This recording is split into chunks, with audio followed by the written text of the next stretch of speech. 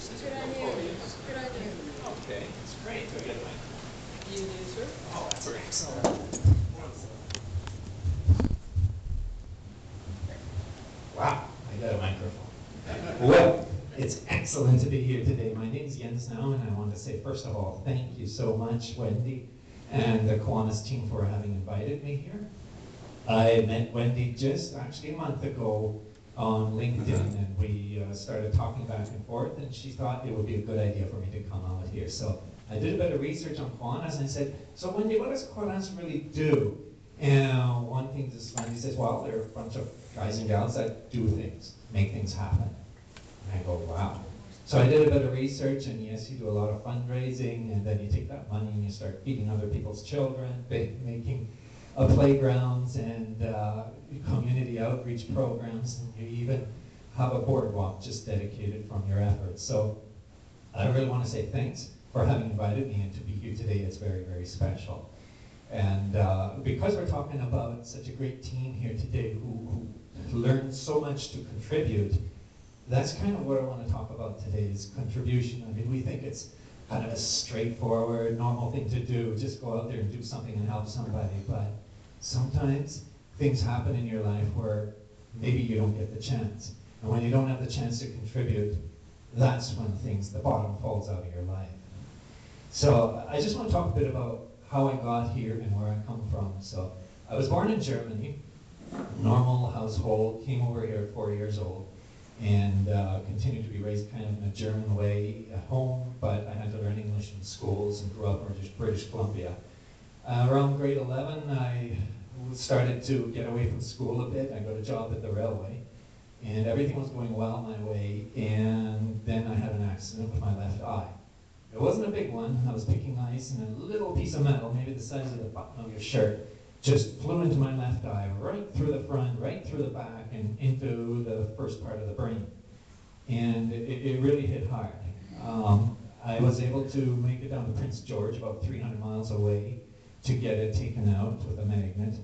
But the side on that eye could not be recovered. The doctor said the retina is just too badly detached. It just went totally black, and that was it. I still have my other eye, though. So I didn't want to repeat of that. And I went back to work at a different place, this time as a land surveyor. I did well there. Was a party chief for a survey crew that did the Bull Moose Mountain and Tumbler Ridge area, now where that big coal development is. So I actually had my name scribed in some of the curbing there. And things went great. I was a little bit out of work, but that was fine because I was an EI. Drove all the way out to Ontario to meet my new wife's family and that. So, and she was pregnant. She was just expecting a baby. The baby was born, was excellent. 2 months old baby. I had my motorcycle. I had $25,000 saved. Life was working for me. I was just 20 years old. I thought of making a bit of extra money. I bought this old snowmobile. The clutch didn't work on it. I revved it up standing beside it, and a piece of metal flew off of it, through the cowling, and in the only eye I had. And it was only one piece of metal. But it was so destructive that when I reached up, I couldn't even feel my eyeball. It was just mush. There was nothing. So I was, of course, at a loss. 20 years old, I was in a Hotel Dieu hospital. I had a young wife and child, and I didn't know where to go. At that point, 2 old people came in. I said, old people, 40. My goodness, I'm a lot older than that now. But I thought they were old people at the time. They came in from the Canadian National Institute for the Blind, and they said, look, Jens, it's not over. Like, everything's fine. You'll be okay. You can come Sundays and play Braille cards with us, and we even have a basket weaving program. Well, I was a land surveyor. I had a motorcycle. I had a young child, and I had a future, I thought, anyways, or I hoped. I wasn't going to play Braille cards. That just wasn't what I wanted. I realized the agency, CNIB, and other agencies that are out there, they're there to try to make you help yourself a little bit, but they're not really there to get you back on track to contribute to others. At that point in time, I felt like I could not contribute to others. And every time I tried to get away from my chair to help somebody do something, it was, no, Ian, sit down, you're gonna hurt yourself. No, just sit down. And that was depressing. I mean, I already had to deal with some of the realities. You can't see the landscape. When you can't see, you just can't see the landscape. You can look out the window all you want, there's nothing out there. You have to make peace with that. The stars are gone, the moon is gone. These are just words now, or memories. But you make peace with that. What you can't make peace with, or at least I couldn't, was that somebody would say, no, you can't do that yet. So the only place I could see myself starting to contribute was when I got home. I was able to look after my 2-month-old daughter. I mean, she needed diapers, she needed loving, she needed a bottle. And she wasn't about to say, no, no, you don't have to because you can't see. She just needed it. So she'd go to her little cry there and bingo, I'd have to do it, whether or not I could do it. But in a little time, I realized I could do quite a few things. And as life grew a little bit, I had to get into making money. EI cut me off because I was unemployable, so I was kind of starting from scratch. A neighbor of mine came over, Ken Sixworth, and he says, I can tune and repair pianos and I'll show you how to do it. Well, I thought at the time I could see and looked inside of a piano. It was just junk, maybe a million parts of little pieces of wood that all look the same. It's really only 500, but at that time I thought it was a million. And I said, well, Ken, I'm not going to stand in your way and say, no, if you can show me how to do it, that's great. Well, I had my own piano. Nothing else was my own at the time, but I was able to take that thing apart, put it together, and 13 hours later, it sounded so bad I couldn't recognize a tune. But, you know, practice makes perfect, so I tuned it over and over and over until I got to the point about 3 months later that I could go into business. And that's when I moved to Napanee, bought a small house with some of the money I saved as a surveyor, and started a business there tuning and repairing pianos. And that actually turned out so well that by the time I was 26 years old, I was able to move to the farm where I am now, 54 acres. But it wasn't until I could start tuning pianos that I could actually contribute for people again. And that was a very special feeling. That was something I didn't think was going to happen as quickly as it did. I would come to somebody's home and they'd say, well, my daughter's taking music lessons and the piano sounds horrible, or there's a key sticking or whatever. And I would meticulously take it all apart and then try to figure out what to do. A 1-hour job takes 10 hours sometimes, but I don't tell the clients because I'm practicing. I tell the client it's a complicated job. Whatever it is, they feel great when I leave, and I get paid a little bit. So that helped me. When I was 26, I said I bought the farm. Now, by that time, I had 4 kids. And that was kind of a story of its own, too, with the kids, because my wife had the first 2, and they were kind of difficult births in the hospital, and she said, no more kids. And next thing you know, there's another one coming. That just kind of happens. So she says, the only way we're going to have this child is if we have the child at home, you and I.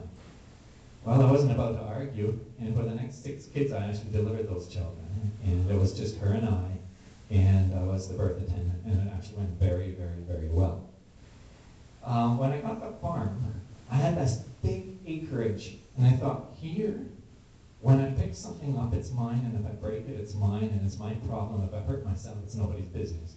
So finally, I could actually explore my potential. And it was amazing. I bought a tractor. I didn't know how to use it other than, you know, in the dark. I didn't know how I was going to drive it. So I tried following a board fence, and I could do that with a stick in first gear, but you can't put board fences everywhere you want to go, so I thought maybe a tight wire would do it. And it worked great. So I would put a bunch of tight wires on these T-rails that were quick and easy to stick in the ground, all the way through the fields, and I was able to go back and forth between them like a grid and cut and bale my hay. And then I also was able to bring it in, and I was cutting my hay at 3 in the morning when everybody else went to bed. So it was an interesting thing. And I also started a firewood business, and this was where I was able to contribute again. And this was really special. People came to me because they were cold, and here I was ordering these big truckloads of logs, cutting and splitting them up, and people were buying them. They thought I was crazy, of course. How can you cut and split firewood? It's dangerous. And I said, look, when I could see, I lost my sight, so that was dangerous. I guess what I did. Now I've been doing this for so and so many years, and voila, I still have my 10 fingers. But you know, all this time I was trying to, I really wanted to see again. And the reason I wanted to see again, I wasn't sure anymore, but I wanted to see again. And this is where I really started to have to ask myself questions of what this obsession was all about. And in year 2000, my dream actually materialized. It was something I didn't expect to happen. It's been in the grapevine for a number of years on the media. You put little electrodes on somebody's brain, you put a computer to that, the computer decides which electrodes to use, you see your little bits of light like a scoreboard, and bingo, you can make rough pictures. It seemed like one of these Gordy LaForge type deals from Star Trek. But next thing you know, a friend of mine phones and says, there's this site called artificialvision.com on the internet, and they're looking for patients. And I thought, whoa, how am I ever going to get in this one? So I wrote them on. They wanted $50,000 to accept the first patients to do this in New York. But FDA said it's not safe to do in the US, so I had to fly to Portugal for the operation. But I figured I'd be in line for the next 300 years. I was the first person in, the very first in. I found out later why. It's because I had the money. And now I had to script and save and to cut my business right in half because I had like 200 bush cords all saved up and everything to keep recirculating. I sold everything I had, all my farm machinery. I was playing piano for a bunch of churches and managed to get $41,000 because it wasn't just $50,000 they wanted, it was 75,000 US, but it was at the time the dollar went down to 61 cents. And it was really a losing battle for me until finally I had it together, sent it over to Dobell, and then I met Dobell. He was kind of a renegade guy. I didn't even trust him. He didn't even look like he could do anything. He started talking about capacitance and resistance, and none of it made any sense because he was putting it in the wrong context. And I thought, wow, does this guy know what he's doing? But I already paid my money. What was I going to do? Take it all back and give it to who? Because I fundraised. So I thought, I'm going to go through this. Now the operation was huge. It was cutting from one ear all the way up past the top of the head down to the other ear, your scalp, pulling it down, exposing the bone, and then cutting out a piece about half the size of your hand out of the bone. And then you'd expose the brain and you put the electrodes in, sew it all up, and put 2 jacks in the head just above your ears. And to those jacks, they were IT&T cable connectors, 72 pin, and they were housed in titanium, which in the end infected badly. But I had these things in my head then, I looked like a robot, and it was a terrible operation, but I had it done. Now it was a matter of hooking it up and seeing, or so I thought. Well, we hooked it up in May of 2002, and nothing worked. In fact, Bill Dobell had already fired a couple of his people that knew how to do this because he got in a row with them. And he was trying to retrain new people, and I came there and nothing worked. And I was helping the people themselves because I knew about electronics and that. And next thing you know, Bill hires me. That's even better. So I had a job with the Dobell Institute. I was the first patient in, and in June we made it work. Not for long, about 45 minutes it worked. And I had to learn to try to make these little dots. I had about 100 of them, and the computer would pick out up to 20 of them per frame to figure out where I would see an edge. So I'd be able to see the podium outline maybe. If there was a person in front of me, maybe 3 dots for the face and 1 or 2 for the hands. But if you moved around enough and used the clusters of dots, you'd actually be able to see a few things with a bit of training. And it was excellent. I actually drove a car for CNN. If you Google my name, you'll see it all over, for the American Society of Artificial Internal Organs. It was excellent to see again. I was wearing this system 16 hours a day. Dr. Dobell said, just wear it 4, but I was wearing it 16. And it was really something else. I was able to sleep nights better because when you'd shut it off, you'd actually be in the dark, and it would be a difference. I was able to, go out and actually look out the window and say, there's a tree, there's a house. And it was really shown, that during Christmas, because the Christmas lights on the houses, it would really make the camera work. But everything went well, and then things started to go wrong. The main thing was Dr. Dobell got sicker and sicker and then died in 2004. And because FDA never approved this, because we were using voltages a little higher than they wanted, it just ended up dying. The whole project just shut down. And Bill Dobell didn't even manage to write any medical journals. So what I did, because I was working with him and 15 other patients that were implanted, because one of my jobs was to devise a program with which to train the patients so that they could profit the most from that little bit of vision, I wrote a book called Search for Paradise. And yes, the paradise I was searching for was to be able to see again. And I did bring actually copies of that book today. And kind of in memory of the sacrifices of the patients and the progress that was made that would be otherwise forgotten. Like I said, it's all over the internet, but all you see on the internet is me driving a car, and then you say, so why are there still blind people around? Well, it's because of that. So when it comes back to the contribution, yes, I can't see right now, and I'm making peace with that, I'm fine.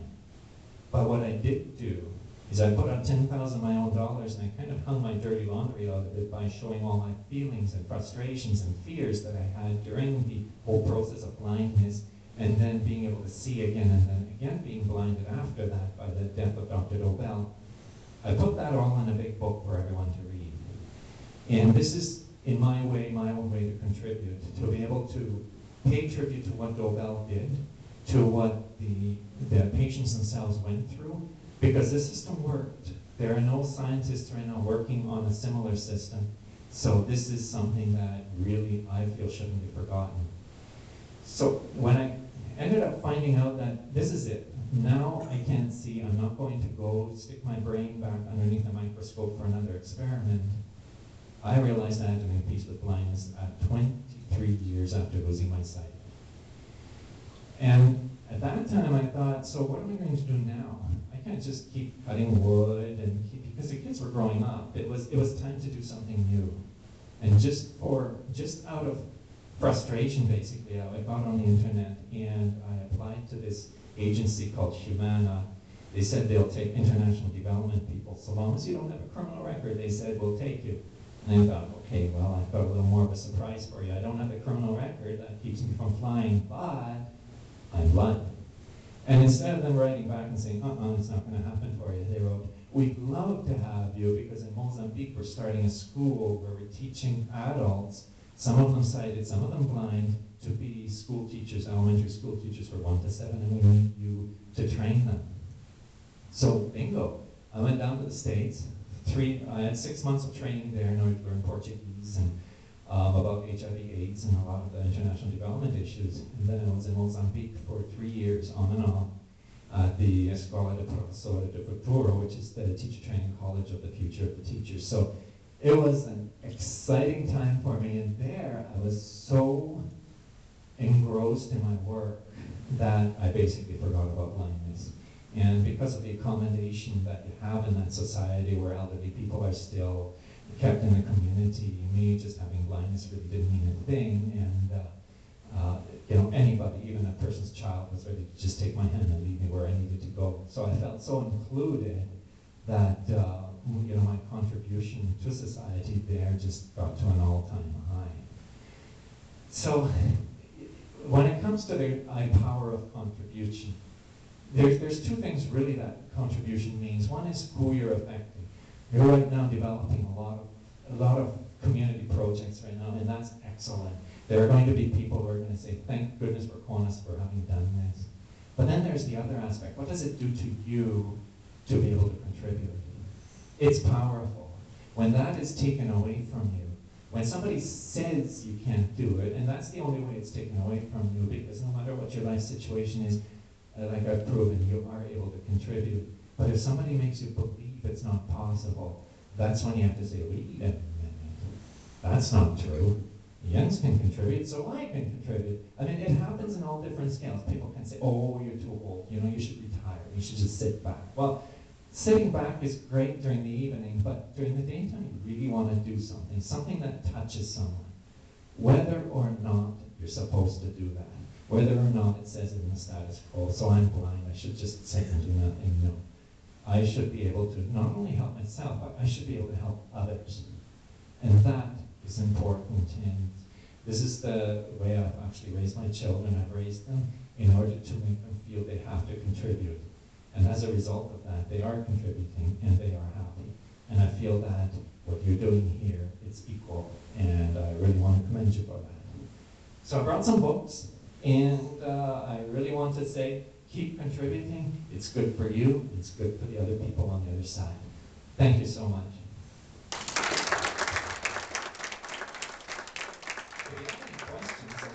If you have any questions on the artificial vision system or something, just let me know. I'm more than happy to talk about it.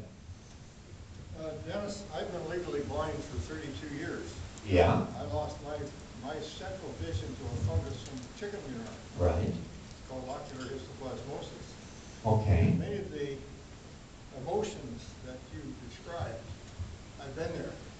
Right. And even today, my oldest girl is 54, my youngest girl is 50. They still think Dad can't do a lot. But the That only is two things I can't do is thread a needle and drive a car. Anything else, let me have it. Well, I have to contest you on that. I did get into sewing machine repair, and I am able to thread a needle because if you take those little needle threaders, they look like a piece of foil with a big handle on them. They're easy to put through the eye, and then after that you put the thread through that part and you pull it back through. So then you can thread a needle. So I was able to do that without seeing. And then driving the car, I did that on my property along with my tractor. So it does happen. You just need more lessons on that one, so don't give up. Actually, I went to the Singer Sewing Outlet here in Belleville just shortly. Well, I lost my vision in '81 and '83, my wife passed away. And then I was widowed, and I went to the sewing store, and I said, my wife passed away, I can't even sew on a bloody button. And she said, we have line needles. And I didn't know they had such a thing. But it's a loop. And there's your needle point, and then in that is a hook. And you draw the thread over the hook, and that's the eye, and there's your thread. That's I went true. up to the store at Trenton, and I said I'd like some blind needles. She knew exactly what I wanted, but she sold me for the bloody sewing machine.